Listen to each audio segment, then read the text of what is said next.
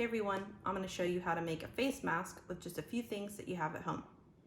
First, you're going to need a bandana and a coffee filter and some hair elastics.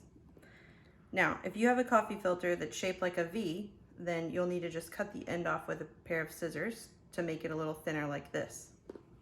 So the first thing you're going to do is take your bandana and you're going to fold it in half like this. And then you're going to place the coffee filter in the middle of the bandana. You're going to fold up the bottom third like this. And then you're going to fold down the top third. And then you're going to place a hair elastic on each side and just make sure that it goes in about hand width apart from or away from the end.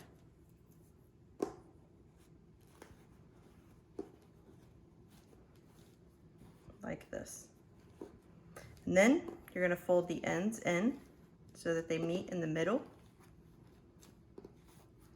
And then you can put it on your face. See? Super easy face mask.